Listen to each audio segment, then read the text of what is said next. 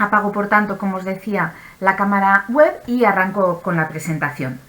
El castillo medieval. Pocos conceptos y pocas imágenes me resultan más evocadoras y creo que pueden dar tanto de sí como un castillo. Forman parte, yo creo, del imaginario colectivo de la cultura medieval.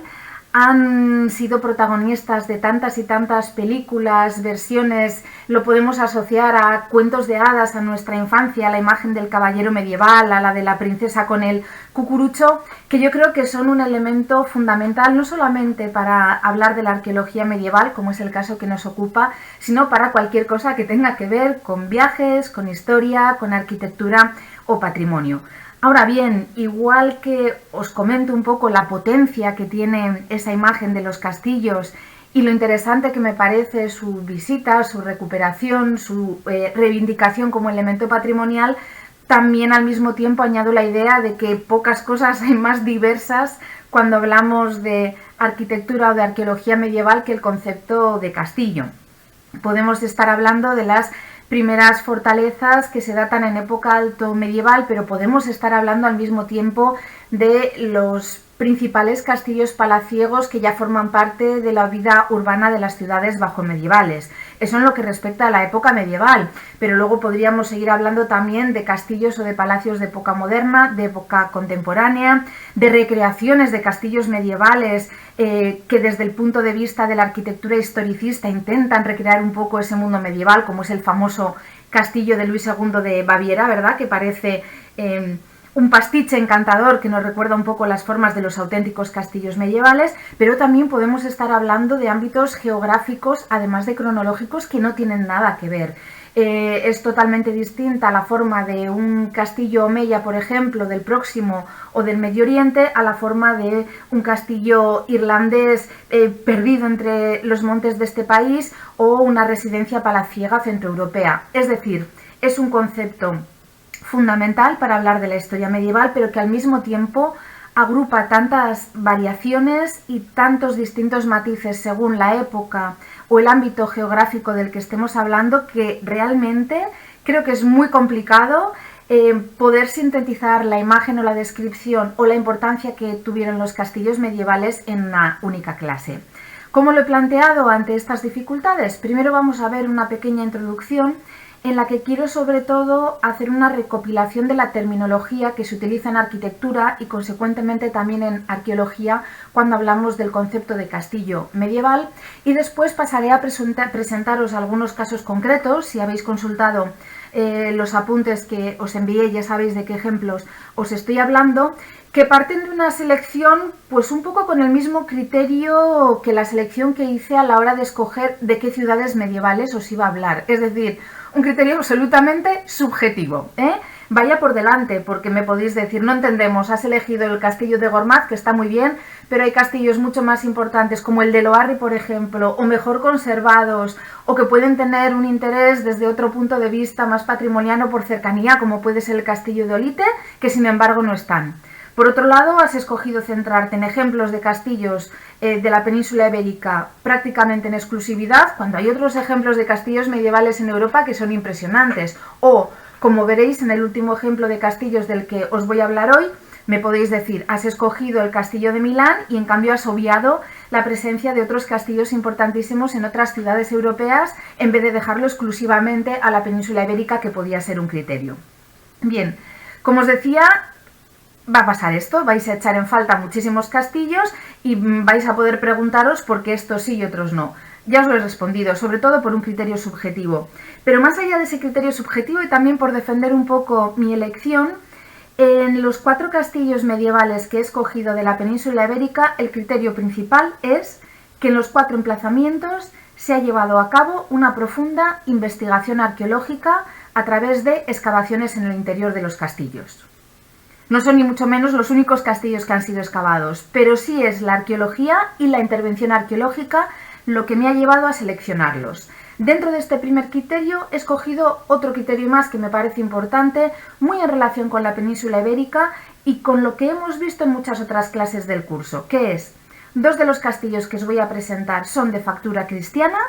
mientras que los otros 2 son de factura islámica, lo que nos va a servir también un poco para ver las diferencias o similitudes entre estos dos mundos y sobre todo para reforzar el importantísimo papel que tuvieron los castillos como elemento defensivo en el proceso tanto de la conquista islámica como en el proceso inverso que resultó ser la reconquista cristiana.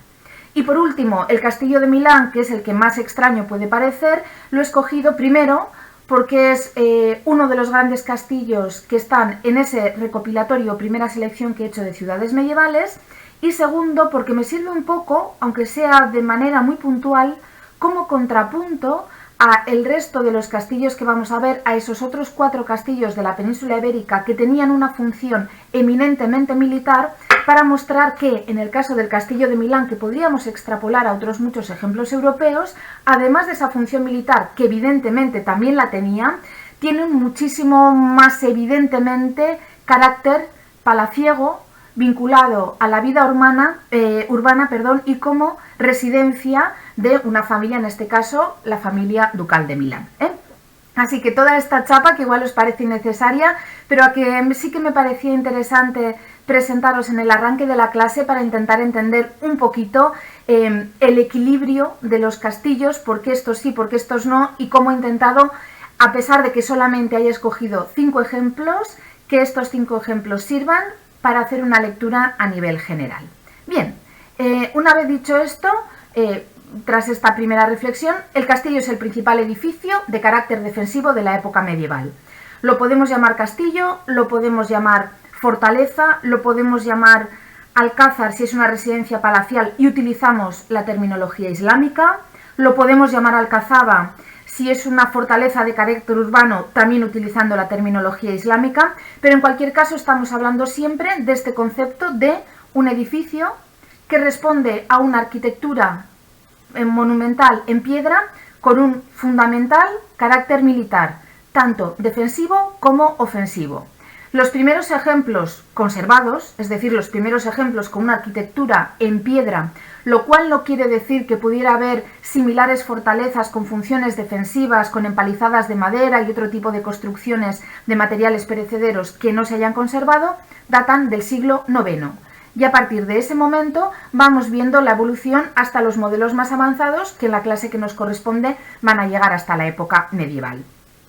Os comentaba que la función básica, la más evidente del castillo, es la función puramente militar, tanto desde el punto de vista defensivo, o básicamente sería más correcto decir desde el punto de vista defensivo, pero en un momento dado también puede ser para atacar, digamos, a las tropas que se acerquen a este emplazamiento. Pero además de tener estas funciones puramente militares, lo cual conlleva que existan, sobre todo en la península ibérica, muchos castillos en emplazamientos totalmente aislados, que simplemente responden a una ubicación geoestratégica que permite un control del territorio o el control de la frontera, pero que en cambio podemos encontrar otros castillos que no tienen exclusivamente estas funciones militares, sino que también pueden servir como residencia a los señores de la nobleza en un primer momento dado, cuando hablamos sobre todo del sistema feudal, y más adelante cuando se van configurando las primeras monarquías europeas, también como residencia de los propios reyes, estableciendo ese modelo mixto de palacio fortificado. Cumplen al mismo tiempo la función de residencia, ya sea residencia de la nobleza o residencia de la realeza, y al mismo tiempo la función de un elemento fortificado. Muchas veces arrimo el ascua a mi sardina, y ya cuando hablábamos el día pasado de las murallas medievales y demás, pongo ejemplos locales de Hondarribia, pero es que en este caso vuelve a ser un ejemplo muy apropiado. Estos edificios, estos castillos, que muchas veces tienen esta función mixta, creo que están perfectamente representados por el ejemplo que tenemos en Hondarribi, del castillo de Carlos V, que todos conocéis, el Parador, que conjuga perfectamente esta función de residencia, ya que era el espacio en el que podía dormir Carlos V o el resto de monarcas hispánicos cuando visitaban la ciudad, pero que al mismo tiempo carece de toda ornamentación, por lo menos en la parte externa, o de cualquier elemento que nos lleve más hacia ese concepto de residencia urbana, porque dentro de ser un palacio tiene una arquitectura clarísimamente militar, con una sobriedad arquitectónica que es un poco el rasgo más habitual que podemos encontrar en los castillos medievales. Más cuestiones que tienen que ver sobre todo con su emplazamiento. Podemos encontrar castillos en núcleos urbanos, es lo que os comentaba, es el equivalente a esa palabra que recordaba hace un momento de la alcazaba, en terminología islámica, fortalezas que normalmente están en el corazón de la ciudad, pero en un punto en altura que permite el control y la defensa de la misma, pero también puede haber esos castillos aislados, situados en lugares estratégicos, que son los que antes mencionaba, con esas funciones de control del territorio y supervisión de las fronteras. Bien, en esta imagen espero que las letras, las leyendas se lean bien. Tenemos la reconstrucción ideal, teórica de un castillo, no se corresponde con un ejemplo concreto, pero es la imagen de todas las que he podido rastrear que más me ha gustado a la hora de ver un poco la estructura ideal de un castillo, con sus distintos elementos, que son los que voy a repasar a continuación. Como podréis entender, esto no quiere decir que todos los castillos tengan que tener una barbacana, un puente levadizo, una torre del homenaje. A partir de este modelo teórico ideal podemos encontrar multitud de variantes, de hecho es mucho más común que un castillo no cuente con todo este repertorio que vamos a ver aquí, pero en cualquier caso sí que es un ejemplo perfecto para ir repasando estos términos, muchos de los cuales además responden a una terminología exclusiva de los castillos y que no podemos reconocer en otros edificios con otras funciones y que son imprescindibles un poco para hacer esa aproximación, ya sea desde la arquitectura, desde la historia, el arte o la arqueología al modelo del castillo. En un primer momento, arrancando por el centro, la torre del homenaje. Cuando hablamos del castillo del Louvre os mencioné, usando el término francés, la palabra donjon, como esa torre central que normalmente estaba en el interior de un patio, del patio de armas, que ya era por sí mismo un elemento fortificado, pero que después a su vez estaba rodeada por una muralla. Era el espacio central, el corazón del castillo. Cuando el martes pasado hablábamos del ejemplo de Londres, os citaba la Torre de Londres, que respondía también a este modelo. Teníamos justo en el centro del conjunto arquitectónico la llamada White Tower, la Torre Blanca, que era el espacio central, habitacional y defensivo del castillo, pero luego teníamos alrededor un patio al aire libre y todo ese recinto rodeado por una muralla. Bien, el equivalente al donjon francés o el equivalente a esa Torre Blanca en el caso de Londres es lo que en terminología en castellano se corresponde con el término de la Torre del Homenaje. Es en principio el lugar habitacional, con las estancias donde está viviendo pues el señor feudal, que es el que controla el castillo y el territorio político circundante, o el responsable de las tropas que estén acantonadas en este castillo, o, cuando hablamos de castillos que funcionan como residencias reales, las habitaciones donde residen los reyes y la familia real. En ocasiones también puede tener espacios para el almacenaje de todos los productos necesarios para el abastecimiento de un castillo y en cualquier caso, aparte de esta función habitacional, la Torre del Homenaje está protegida por habitualmente varios lienzos de muralla. Mirad en esta reconstrucción teórica que tenemos este espacio de la torre, pero después tenemos un primer lienzo, un primer recinto amurallado y después un segundo e incluso una serie de muros que aparecen reforzando el recinto exterior, de tal forma que esta Torre del Homenaje constituye también el núcleo más importante del sistema defensivo del castillo. En caso de que las tropas que asedien este lugar consigan penetrar el primer lienzo de muralla o acceder al patio de armas, siempre cabe la posibilidad de que todos los soldados, todas las tropas se refugien en el interior de la Torre del Homenaje, que ya per se está blindada. Más elementos imprescindibles para entender la arquitectura de un castillo. El matacán. Lo veremos mejor en las fotos, pero hace referencia a esta especie de pequeño balcón o pequeña cornisa. Me falla el fondo sur. Cuando estamos en las clases del Pilar tengo ahí siempre a los expertos, un ingeniero y un arquitecto en la esquina del fondo de la clase, que cuando utilizo un término equivocado en arquitectura siempre me echan una mano. Ahora no los tengo, no sé si estarán en el chat, pero bueno, como no tengo ayudantes presenciales en estas clases, ya os aviso que tal vez meta la pata con algún término arquitectónico y espero que me disculpéis. A lo que iba, el matacán es esta especie de balcón en voladizo que veis, pero que como peculiaridad tiene que el suelo sobre el que apoya está parcialmente perforado. No tiene suelo, está hueco. Ya veremos después con qué utilidad. Creo que no hace falta que os defina lo que son las almenas. es este perfil escalonado que tienen las torres, luego veremos algún detalle. Creo que todo dibujo de un castillo que se precie, podemos hacer el experimento con niños y pedirles que nos dibujen un castillo, se va a dibujar con almenas, lo cual no quiere decir tampoco que todos las tuvieran, pero es evidentemente el elemento estético, yo creo, ¿no?, que más claramente asociamos con un castillo y que tiene una función también muy pensada y muy característica en exclusivo ornamental, como en el caso de los matacanes, que después comentaremos. Habla después en la imagen del recinto interior y os señalo ahora dos elementos muy interesantes que están comunicados y que tienen que ver, que son por un lado la torre del agua y por otro lado la coracha. Lo veis aquí, ¿verdad? La torre del agua, como se puede intuir por su nombre, es una torre que se colocaba a los pies del río o del lago o de lo que fuera que nutría de agua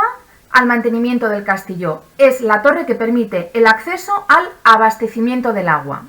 Independientemente de que en un castillo también pudiera haber un aljibe, como el que veis aquí en el interior del patio, que suele ser una estructura subterránea, cubierta, normalmente con una cubierta de bóveda de cañón, que permite el almacenamiento y la conservación del agua, y que era donde se podía almacenar esa agua recolectada del río. La torre del río, por tanto, normalmente tenía una cota topográfica muy por debajo de la estructura militar del castillo, porque lo habitual es que estos estén en un punto de altura, mientras que los ríos están mucho más abajo en el valle, y por tanto necesitaba de un elemento protector, que es este muro que recibe el nombre de coracha, para poder comunicar el interior del castillo con la torre y de esa forma poder abastecerse de agua sin exponerse al peligro de salir al castillo, ¿no? Evidentemente, en un recinto que en un momento dado tenía que soportar el sitio de las tropas, tenían que existir recursos para el abastecimiento tanto de alimentación como de agua, que es imprescindible para la supervivencia. Otro elemento habitual de los castillos, este que veis aquí muy pequeñito, que es la poterna. No es más que una pequeña puerta de acceso que se abre en el lienzo de la muralla, que normalmente comunica con una rampa de acceso y que es una forma de acceder al interior del castillo aparte de las puertas monumentales. Sería una especie de túnel que transversalmente atraviesa el muro del castillo. Por supuesto, alrededor del muro tiene que haber un foso. Hablaba el día pasado también del foso inundado que tenía la Torre de Londres y os comentaba además que los fosos son especialmente interesantes cuando hablamos de arqueología porque, como en su momento estuvieron inundados por agua, normalmente permiten la preservación de los materiales arqueológicos orgánicos, ¿no? Los materiales perecederos que habitualmente no se conservan en otro tipo de yacimiento. Elemento fundamental también de la defensa del castillo es la barbacana, que es un cuerpo defensivo que se sitúa justo delante de la puerta principal de acceso, pero normalmente exento o adelantado respecto a la muralla principal. Si aquí tenemos el recinto amurallado, aquí tenemos la puerta principal, que lleva, como también era común, un puente levadizo, con una pasarela de madera que se puede extender o recoger según queramos cerrar o abrir el castillo y que comunica con este elemento que es la barbacana, que suele corresponderse o incluir una puerta monumental flanqueada normalmente por dos torres semicirculares. Y en este ejemplo de la barbacana nos han colocado también, de nuevo remito a las fotos que veremos después porque si no, no se va a entender, que son las saeteras o aspilleras, que son las pequeñas aberturas que se han realizado en el lienzo de muralla, muy estrechas, para evitar que penetren los proyectiles lanzados por las tropas que asedian el castillo, pero que permitan a los soldados que están en su interior disparar, en este caso, como hablamos de una época muy antigua, los arcos y las flechas. No hablamos todavía de armas de fuego. Termino esta descripción ideal del castillo señalando el adarve, que tal vez os resulte más conocido con el nombre de camino o paseo de ronda, que no es más que el paseo que se coloca en la parte,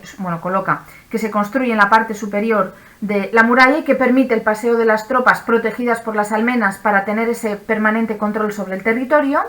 Y por último señalo el cadalso, que es una construcción en madera, normalmente de uso temporal, muchas veces se construye solamente en periodos de asedio o de conflictividad y que permite elevar una torre en el punto en el que sea necesario según la presencia de las tropas enemigas.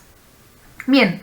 Con esta diapositiva os he contado lo que a mí me parece más importante e interesante de la clase de hoy, ¿no? Que es un poco entender la estructura arquitectónica, el modelo teórico ideal de la forma a la que responde un castillo medieval. Vamos a pasar a continuación a algunas fotos que nos van a permitir ilustrar todo esto que os he venido señalando, como este puente levadizo del castillo de Brescia, en Italia. Puentes levadizos que es muy raro que se conserven con el mecanismo intacto, pero que en muchas ocasiones se han restaurado. Tenemos que entender, por ejemplo, que en la puerta de San Nicolás o en la puerta del arco de Santa María de Hondarribia también existirían puentes levadizos como este, y que normalmente reconocemos por este tipo de aberturas para estas vigas o también para la inserción de las cadenas, que son las que permiten, a través de un sistema de volantes o de timones o de giros de poleas, recoger las vigas en el interior de la puerta o bajarlas para que éstas, cuando suben, ya veis aquí las cadenas, arrastren consigo el puente de madera y por tanto quede el foso y se impida el acceso al interior del castillo. Estas son las murallas de Ávila y vemos un ejemplo perfecto de, por un lado, adarve o camino de ronda. En las murallas renacentistas de Hondarribia también se conserva. En el lienzo que mira hacia la Alameda, en la calle Murrua, ahora mismo el paseo de ronda está cerrado, pero durante muchos años se podía acceder al mismo. Son lo suficientemente anchos para que las tropas y hoy en día los turistas puedan pasear por el mismo. Y luego también ese elemento de las almenas, que os comentaba que aunque nos pueda parecer casi un elemento meramente decorativo, y como os decía antes, es un poco la imagen que todos podemos tener en mente del aspecto que tiene un castillo, tienen una clara función defensiva, ya que en el momento de defensa del castillo los soldados se pueden parapetar o esconder detrás de cada una de las almenas, pero disparar el arco por los huecos que quedan disponibles, o sea que esa función defensiva. También ejemplo de las murallas de Ávila, creo que es un ejemplo muy paradigmático para entender el funcionamiento de un matacán, esta especie de balconcitos o de voladizos. Los soldados quedan apoyados en el interior de la muralla y lo que hacen es permitir lanzar proyectiles o distintos elementos para atacar a las tropas que en ese momento están asediando el castillo y que están justo a los pies de las murallas. Con esto hay bastante leyenda urbana también. Yo creo que todos nos imaginamos el concepto del aceite hirviendo, ¿no? Porque muchas veces así nos lo han contado también en las películas. Incluso se habla del uso del plomo hirviendo, pero hay que tener en cuenta que tanto el aceite, por sus usos alimentarios o para la iluminación, como el plomo, como metal que es, eran materias bastante valiosas, con lo cual es difícil creer que incluso en momentos de peligro se dedicaran a arrojarlo hirviendo por la abertura de los matacanes. Lo que es cierto que es perfectamente entendible es que en un momento dado fuera agua hirviendo o simplemente proyectiles, ¿no? Poder lanzar piedras que pudieran incidir en los ejércitos que asediaban el castillo. Aquí estamos viendo un ejemplo exótico, los demás eran de zonas más cercanas, aquí nos hemos ido hasta la isla de Malta, pero se ve perfectamente. Podríamos pensar que es un balcón, de no ser porque un balcón sin suelo, complicado para su uso, ¿no? Estos matacanes con estas funciones defensivas. O este dibujo en el que han reconstruido a los soldados que están defendiendo el interior del castillo, arrojando las piedras para intentar repeler el ataque. Fundamental también en la defensa del castillo estos elementos que os mencionaba antes, que son las aspilleras o saeteras.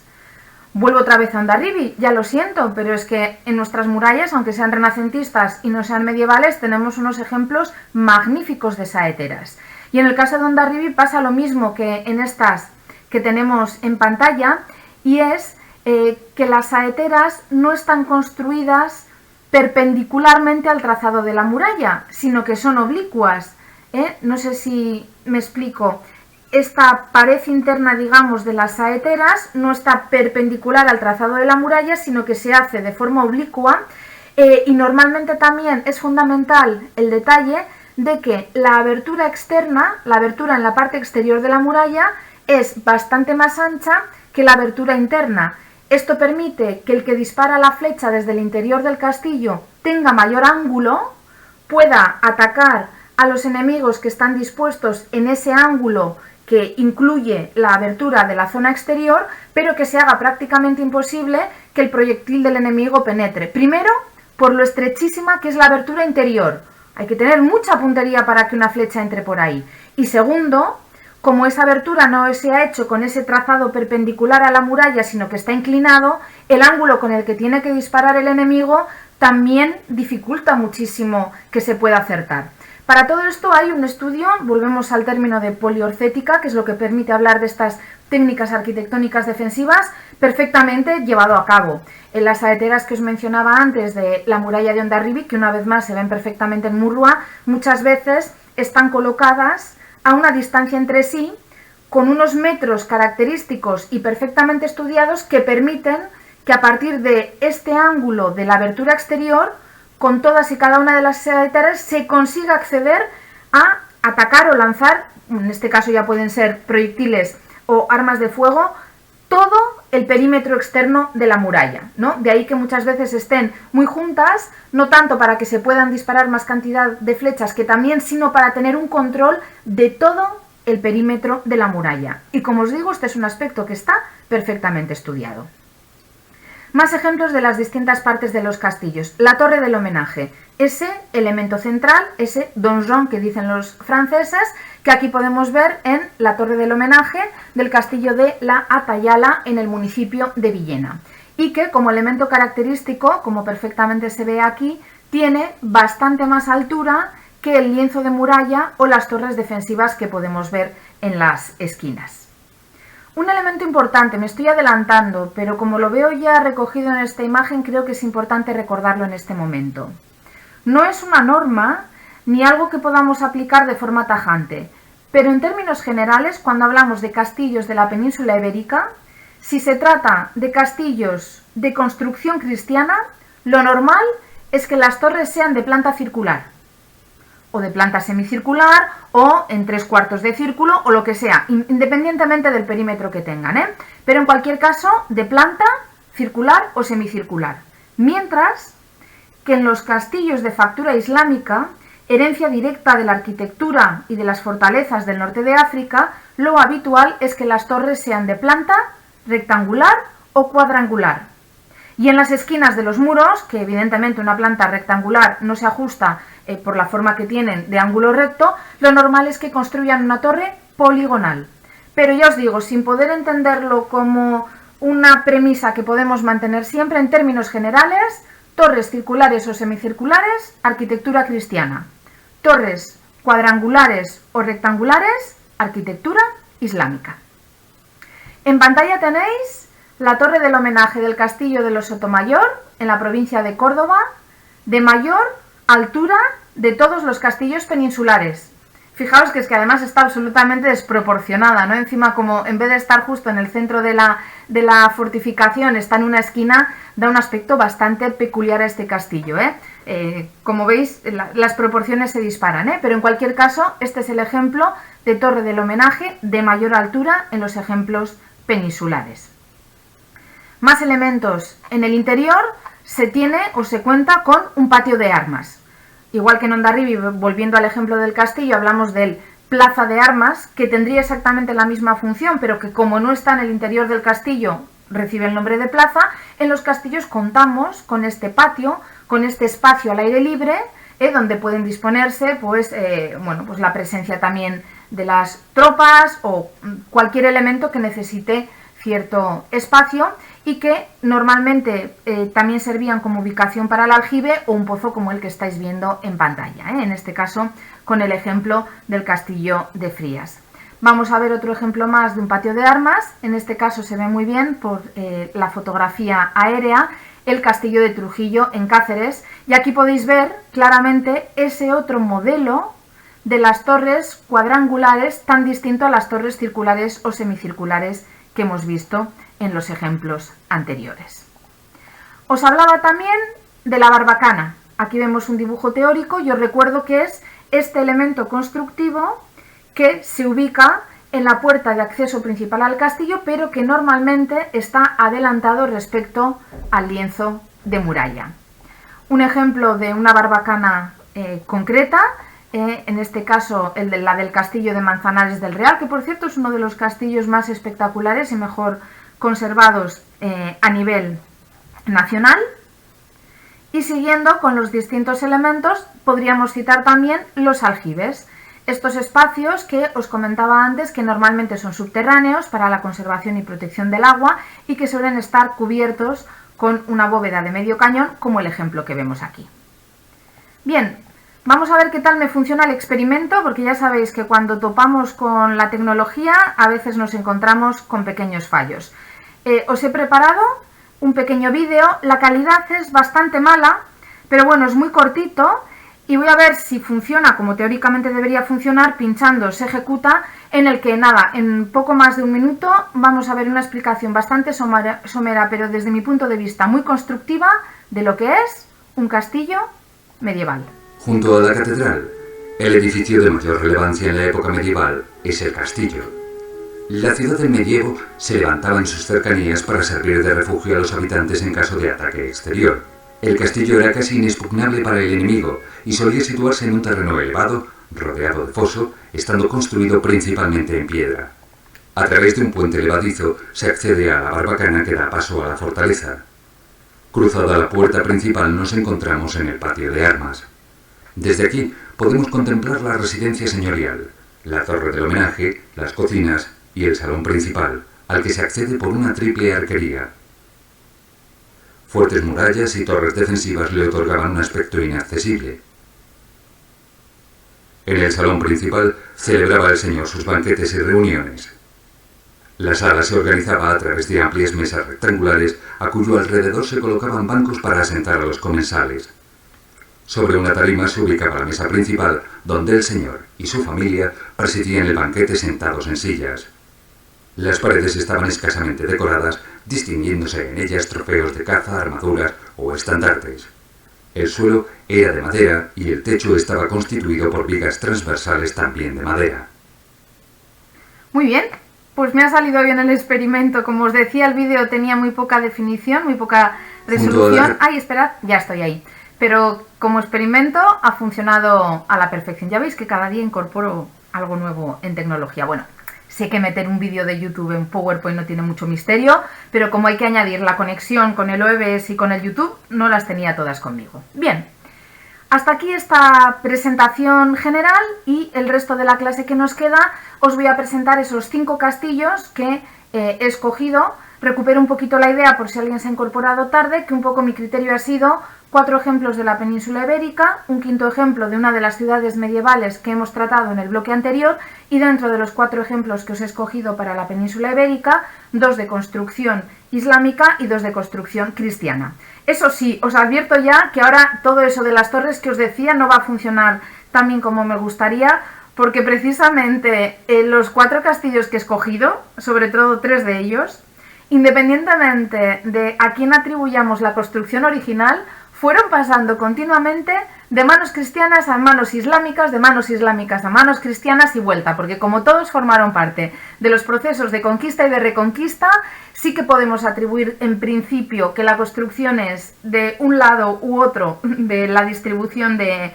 Al-Ándalus y de los reinos cristianos en la época medieval, pero todos ellos fueron recibiendo distintas reformas según eran conquistados por un rey cristiano, después reconquistados por un califa de Al-Ándalus, etcétera, etcétera, ¿no? Con lo cual, ninguno de ellos es una arquitectura pura, pero precisamente este cambio de manos me parece uno de los elementos más interesantes que presentan a la hora de evaluar su valor histórico. El que tenemos en pantalla es el castillo de Osma, que está en el término municipal de Burgo de Osma,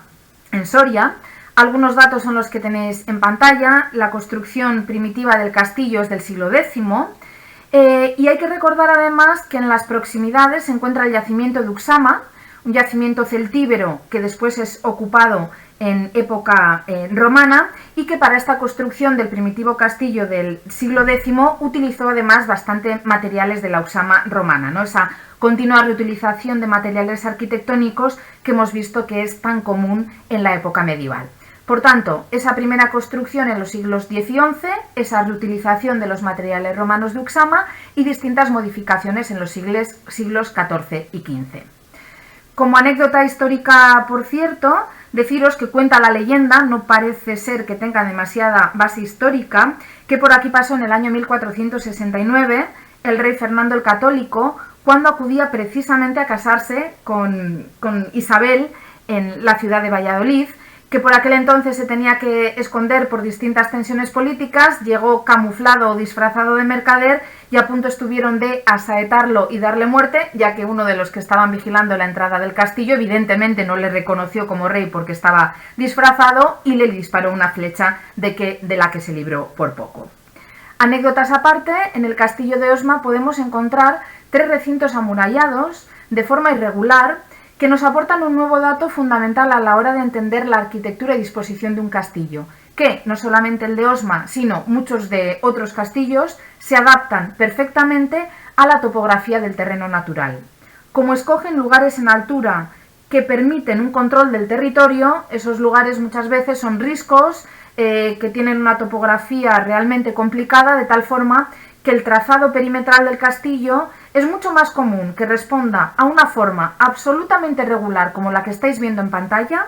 que a una forma ordenada y rectangular como la que a priori todos atribuiríamos en una primera imagen al castillo medieval. Antes decíamos, si le pedimos a un niño que nos dibuje un castillo, le va a colocar almenas, pero que también nos lo dibuja cuadrado, y yo haría exactamente lo mismo. Pues es mucho más común esta forma absolutamente irregular para permitir la adaptación al terreno.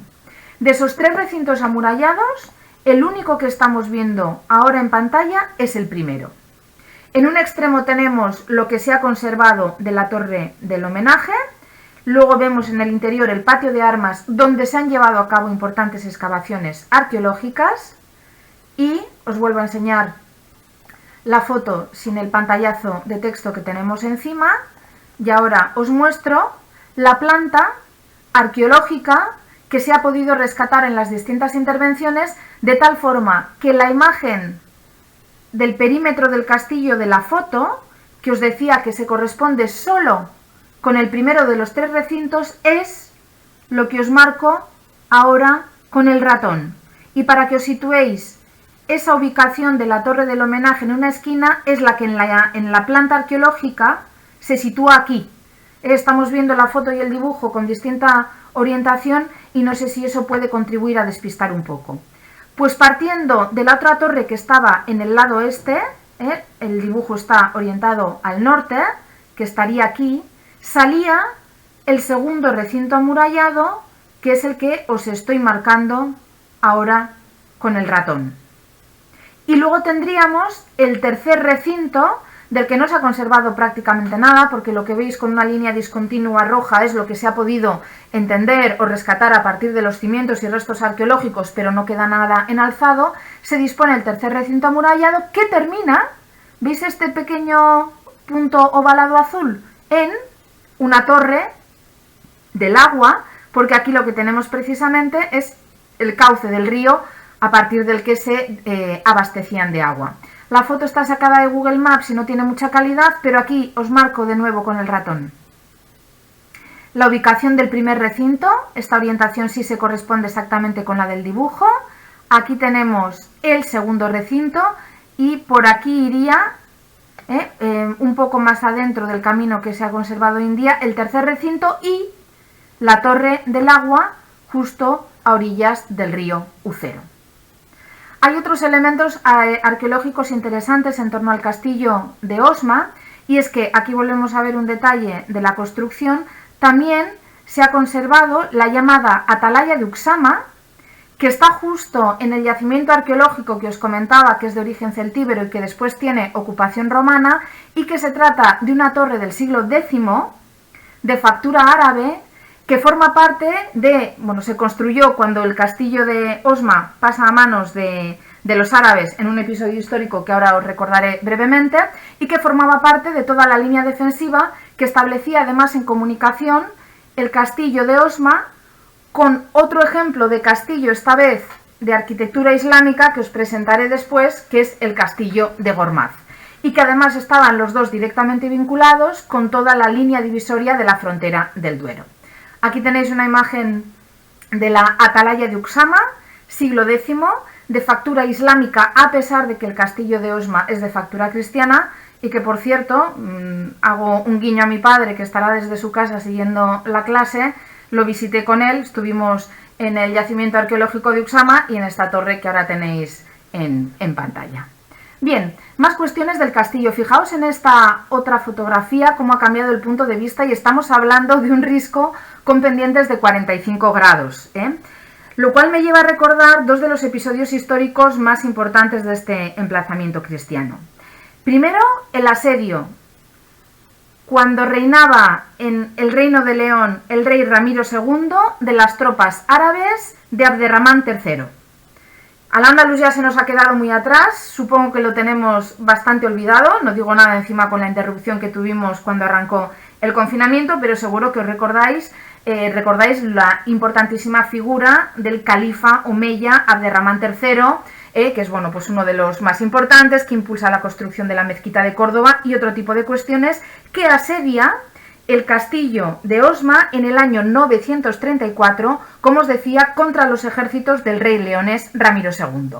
Tenemos constancia en las crónicas documentales de este asedio, y es muy curioso además, porque las tropas y los documentos cristianos dicen que qué cobardes los árabes que no fueron capaces de subir el risco y llegar finalmente hasta conquistar el castillo, mientras que los textos documentales de Abderramán III dicen que qué cobardes las tropas cristianas que se quedaron atrincherados en el interior del castillo y no tuvieron la valentía de salir y enfrentarse a las tropas islámicas. Total, la batalla quedó en empate, pero evidentemente ganaron los cristianos porque pudieron mantener la defensa del castillo de Osma, que poco tiempo después cayó finalmente en manos de Almanzor, aquel personaje tan curioso que no pertenecía a la familia califal, pero que se hizo con todo el poder de Al-Ándalus, del que ya hablé en su momento, que sí consigue, a diferencia de lo que le había pasado a Abderramán III, conquistar el castillo de Osma en el año 989, permaneciendo en manos islámicas, momento en el que se construye la atalaya de Uxama que hemos visto en la imagen anterior, hasta el año 1011, momento en el que vuelve a ser recuperado por los ejércitos cristianos. O sea que, como veis, un castillo de bastante importancia histórica. En este dibujo, para que os hagáis una idea, aquí está Burgos, la zona del castillo de Osma y después del castillo de Ormaz, porque distan solamente a 14 kilómetros, está más o menos aquí. Y lo que estáis viendo con esta línea de color rojo se corresponde con la frontera del Duero,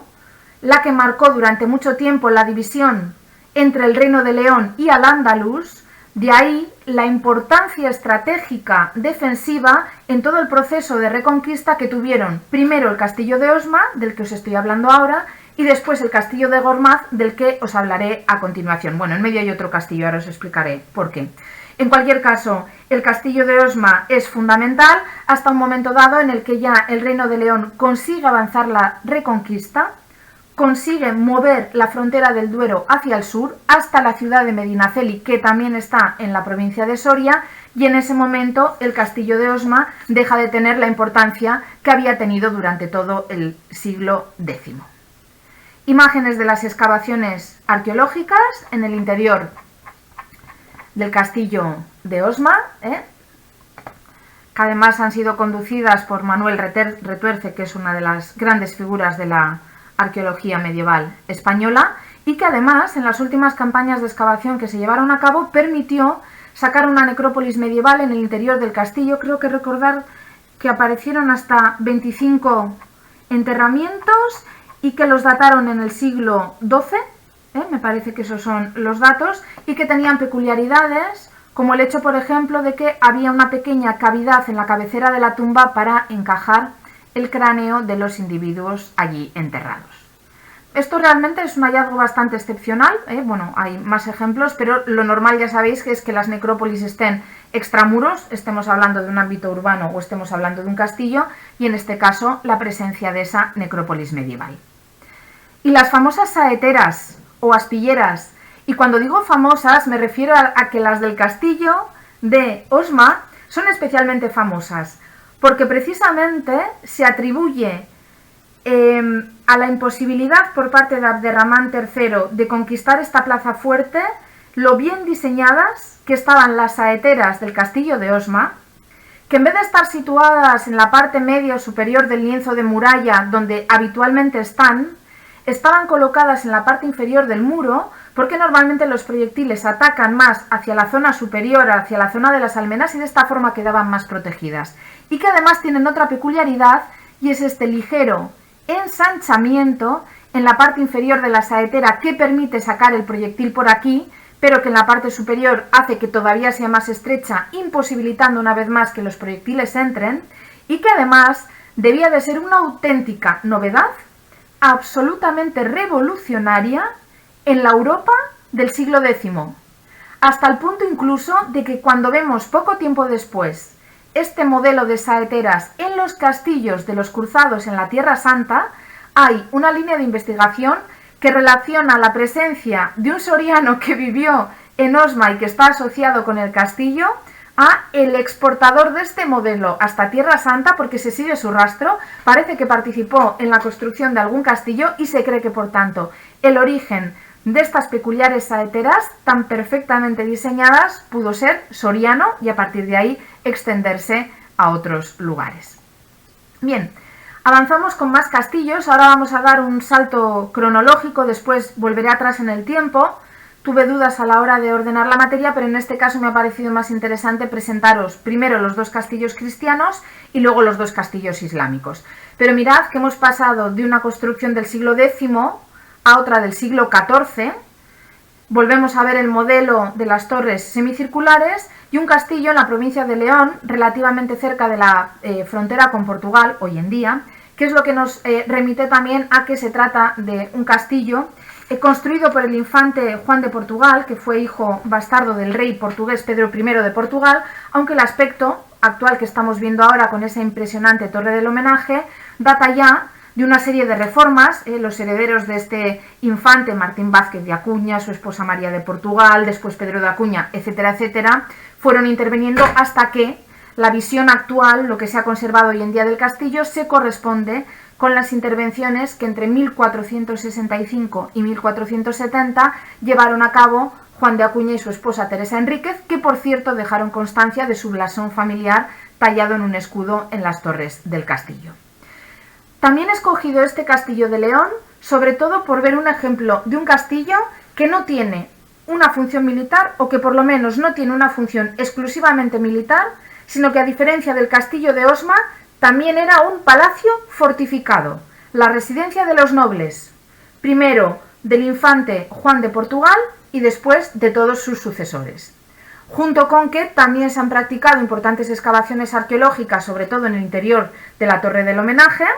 donde se ha ubicado un museo que podemos visitar hoy en día, si es que algún día nos dejan movernos un poco y volver a hacer turismo cultural, y que ha permitido sacar todo un repertorio de piezas arqueológicas que muestra tanto armamento de hierro relacionado con las funciones defensivas del castillo, como armas destinadas para la caza y no para la guerra, adornos de pasta bronce, un repertorio importante de vajilla de loza blanca, copas en vidrio soplado que nos hablan algo de la sofisticación de los habitantes del castillo, y otros elementos que nos dan mucha información. En este sentido es muy interesante, por ejemplo, todo el análisis de arqueozoología que se ha llevado a cabo, de tal forma que los arqueólogos han estudiado los restos de fauna y han podido saber que la alimentación básica del castillo se fundamentaba en la carne. Aparece carne de vacuno, de ovicápridos, pero también hay carne de caballo, hay carne de aves de corral, y luego también una importante presencia de la caza con aves de caza o jabalíes. O sea que también la arqueología como una disciplina que nos permite conocer cómo era la vida en el interior del castillo. Otra imagen de este ejemplo de Valencia de Don Juan, con esa impresionante torre del homenaje. Aquí estamos viendo una parte trasera donde se ve parte de la estructura contemporánea que han utilizado para adaptar la torre del homenaje a su uso como museo. Y como anécdota, si hay entre los alumnos y alumnas algún fan de Monty Python que ha visto la famosa película de los caballeros de la mesa cuadrada, para rodar esta película hicieron la maqueta de un castillo que, si os fijáis, se basó en una foto invertida del castillo de Valencia de Don Juan. A la derecha tenemos una imagen real del castillo y a la izquierda una foto de ese decorado que se construyó para el rodaje de la película. Un detalle de una de las vitrinas del interior del museo, con restos de yesería, por cierto, de arte mudéjar. Y pasamos al tercer ejemplo, que nos hace volver atrás en el tiempo, pero que está así ordenado porque a continuación vamos a ver... Madre mía, -5. Tengo que empezar a correr. Perdonad, me he vuelto a pasar. Los dos ejemplos de castillos islámicos que os quería presentar hoy. Y uno de los más espectaculares, que aparece siempre además referenciado en toda la bibliografía, con importantes excavaciones e investigaciones arqueológicas, es el castillo de Gormaz, también en la provincia de Soria, muy en relación y en comunicación con el castillo de Osma y con todo lo que os he venido contando de la frontera del Duero, de que si bajaban al sur, de Medinaceli, de Abderramán III, de Almanzor, etcétera, etcétera, hasta el punto que, de hecho, este castillo fue construido por Al-Hakam II, precisamente el hijo de Abderramán III, monarca califal que reinó entre el año 961 y 976. Con esa intención de reforzar la frontera al norte del Duero, pero que luego, bueno, pues cuando ya la frontera, como os decía antes, fue avanzando hacia el sur, conquistó Medinaceli, pasó definitivamente a manos cristianas a partir del año 1060, bajo el reinado de Fernando I de León. El castillo de Gormaz fue el más grande en tamaño de su tiempo, después ha sido superado evidentemente por otras construcciones, pero en su momento fue la gran referencia en cuanto a tamaño a nivel de toda Europa, y todavía es uno de los castillos medievales más grandes que se conocen.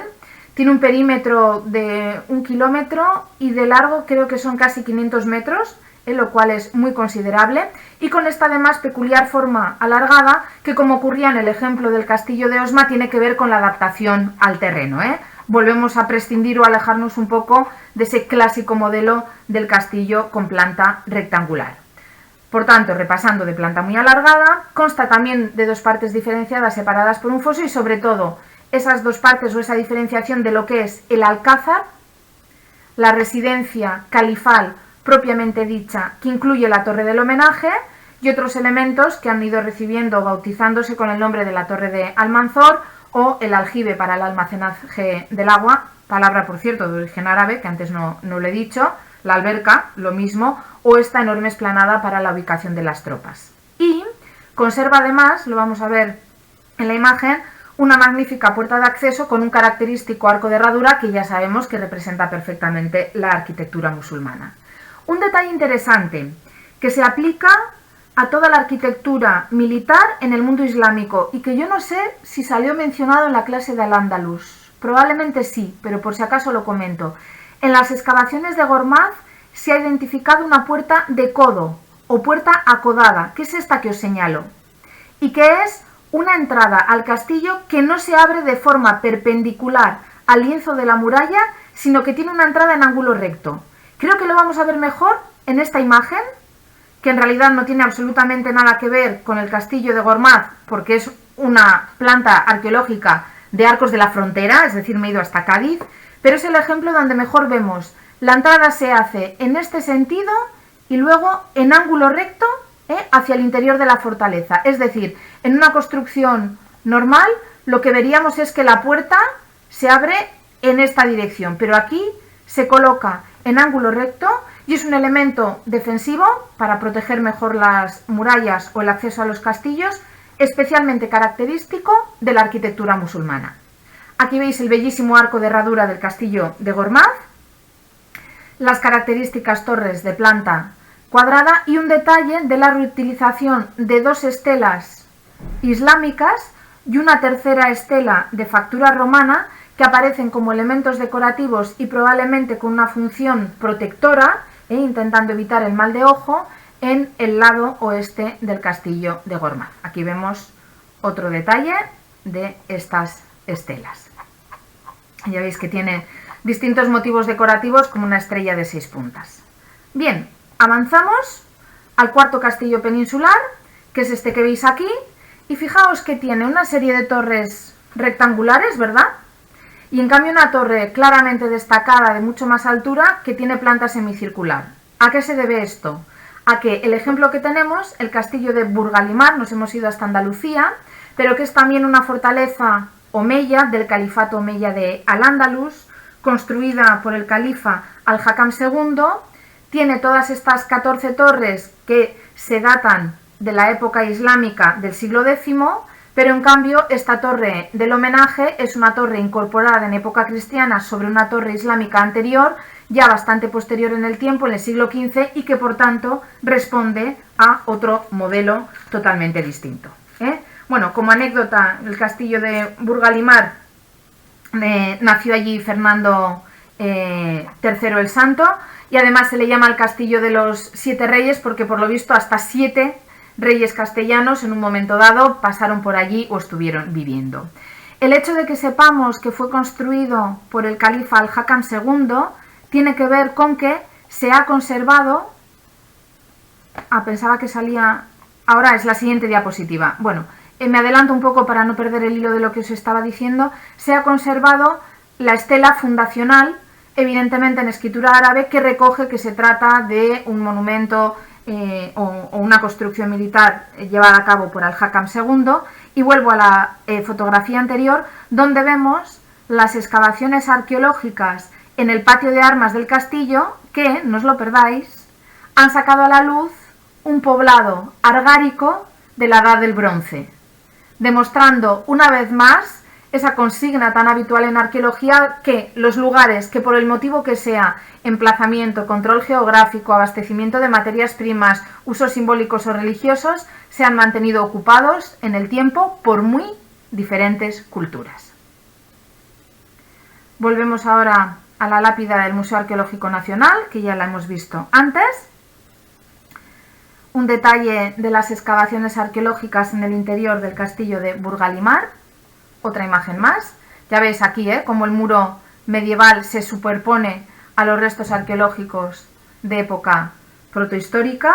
y una de las puertas de acceso con ese característico arco de herradura que nos vuelve a remitir a la construcción de época islámica. Y termino la clase haciendo esta mención que ya os explicaba, que se quedaba casi un poco fuera de todo lo demás, pero que os argumentaba que primero está por ser el castillo de Milán, que es una de las ciudades que hemos trabajado en el bloque anterior, y sobre todo para que veamos un modelo ya tardío, que nos lleva hasta la época bajomedieval y que nos sirve perfectamente para, por un lado, presentar un modelo de castillo palacial de uso perfectamente urbano que no tiene nada que ver con todo lo que hemos visto hasta ahora y que nos sirve también un poco, aunque el curso se acabe en la época medieval, para abrir esa puerta a lo que sería la siguiente época, que es ya el Renacimiento, que además tuvo tantísima fuerza en Italia. 3 pinceladas históricas. El castillo Sforzesco, por cierto, también lo visité con mi padre. Fue construido por el señor de Milán, perteneciente a la familia Visconti, Galeazzo II, en esa fecha que tenéis en pantalla, en esa década del siglo XIV, y pasó a ser la residencia de la familia Visconti, los encargados de gestionar el ducado de Milán, hasta el año 1447. En ese momento son derrocados por una revuelta y la familia Sforza, que es la que da nombre al castillo, de ahí que se llame Castillo Sforzesco, se hace con el control del ducado de Milán. Y en el año 1450 comienza la reconstrucción del castillo, que había sufrido además bastante a partir de este enfrentamiento entre las dos familias nobiliarias de la ciudad de Milán, y añade un elemento que es además su imagen más característica, la que más representa el castillo, que es una torre central por donde se entra hoy en día a este importantísimo espacio patrimonial, conocida como Torre de Filarete, que como veremos después debe su nombre al apodo con el que se conocía al arquitecto responsable de la misma. Pero si algo quiero destacaros del castillo Sforzesco de Milán, y se me escapa por los pelos porque ya veis que hablamos de 1494, que estrictamente hablando no es ya la época medieval, pero bueno, por ese guiño o ese avanzar hacia la época del Renacimiento, es la figura de Ludovico Sforza, perteneciente a esa misma familia, apodado y más conocido como Ludovico el Moro, que fue un auténtico señor del Renacimiento, como ya era tan popular en esta época del 480 en todas las ciudades-estado italianas, de tal forma que llamó a numerosos artistas, ahí veis destacada la figura de Leonardo da Vinci, pero también podríamos citar a Bramante, que intervinieron en el castillo y que bueno, fue un auténtico centro de desarrollo intelectual y cultural de la época, hasta el punto de que incluso Leonardo da Vinci, que por aquel momento también estaba pintando el famoso cenáculo que tenemos en Milán, con la famosísima Última Cena, pintó frescos en varias de las habitaciones. En un primer momento el castillo, este sí es el modelo característico, ¿verdad?, de planta perfectamente ordenada, rectangular, porque es un castillo urbano, de ahí lo que os decía de presentar un poco el contraste. Tenía esta planta tan característica y esta es la torre del Filarete, que se añade ya una vez que el castillo pasa a manos de la familia Sforza. En esta imagen no se entiende muy bien lo que estamos viendo, pero es una foto de ese fresco con el que Leonardo da Vinci decoró una de las estancias, concretamente es la sala Alease, se llama así, y que aunque no veamos bien los detalles, representa una hojarasca, una decoración vegetal con una muy tupida red de hojas de árboles. Aquí creo que se ve mejor en los troncos y la representación del follaje de estos elementos vegetales. Y como peculiaridad, ya veis que si hablo de Leonardo ya estoy inmersa en el Renacimiento, pero es que no podía citar el Castillo Sforzesco sin mencionar la importantísima figura de este artista italiano. Y comentaros sin más que en una de las estancias del Castillo Sforzesco, restaurando los frescos de las paredes, en el año 2013 salieron varios dibujos preparatorios, ya veis que es solamente un boceto en blanco y negro, que Leonardo da Vinci también hizo para decorar unas estancias y que después quedaron ocultas por capas y capas de yeso. Esta es esta torre que se incorpora a partir de la presencia de la familia Sforza. Fue diseñada en 1452 por ese arquitecto Antonio Averulino, pero que tenía el mote de Filarete, con el que se ha bautizado a la torre, y que es una de las imágenes emblemáticas de Milán, que aunque es de época bastante posterior, como veis, comparte algunos elementos que ya veíamos en San Ambrosio de Milán, sobre todo el uso del ladrillo rojo como materia prima, esa reminiscencia, salvando las distancias temporales y de estilo, de los arquillos lombardos que tan característicos eran del románico milanés, y esa decoración que también veíamos en San Ambrosio de Milán, del uso de placas de mármol para jugar un poco con la policromía. Bien, es verdad que lo que estamos viendo es una restauración de comienzos del siglo XX, porque en el año 1521 la famosa torre de Il Filarete voló por los aires. Algunas imágenes del interior del Castillo Sforzesco, ya veis en estas fotos, en estos detalles que no tienen nada que ver con los 4 ejemplos peninsulares que hemos visto hasta ahora, pero es igualmente interesante. Distintos emplazamientos, esta es otra de las torres interiores. Y luego también el hecho de incorporar el Castillo Sforzesco a esta clase es porque en el interior tiene distintas colecciones histórico-artísticas, en una serie de museos con colecciones muy dispares de arte, algunas de ellas que recogen también mobiliario o piezas características de esta vida bajo medieval tan asociada ya con las familias nobles de las ciudades-estado italianas, y que hace que, bueno, pues ya veis cómo está de gente, ya que es uno de los emplazamientos que más se visitan en Milán. La construcción de estos rebellines para reforzar las esquinas del Castillo Sforzesco, torres que van completando esa planta, y simplemente un guiño a esa vida palaciega y al mismo tiempo esas colecciones que podemos visitar en el interior del Castillo Sforzesco, con 3 piezas con las que termino la sesión de hoy.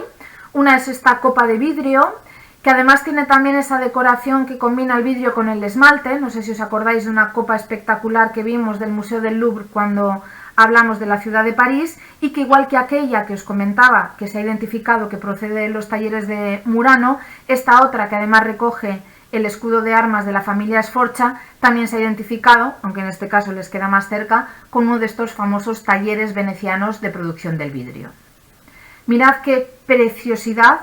este mueble. Bien, es verdad que está muy restaurado, una especie de arcón, pero que también en un momento dado se podía utilizar como mesa, era fácilmente transportable cuando la corte se desplazaba a una de sus residencias rurales y demás, que presenta además esta hilera de caballeros. No están peleándose en una justa medieval, pero me recuerda bastante a un fresco de los que vimos al final de la clase de la semana pasada en relación con la ciudad de Colonia, y que además representa a distintos miembros de la familia Sforza, entre otros el famoso Ludovico il Moro, que tanto hizo por el embellecimiento no solo de su castillo, sino de la ciudad de Milán. Me parece una auténtica preciosidad.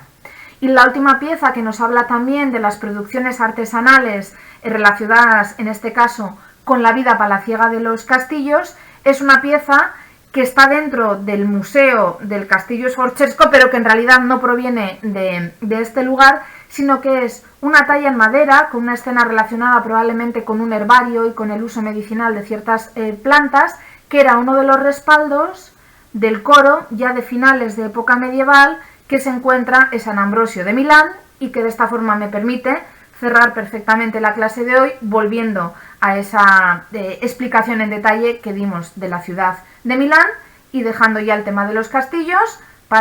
voy a activar la cámara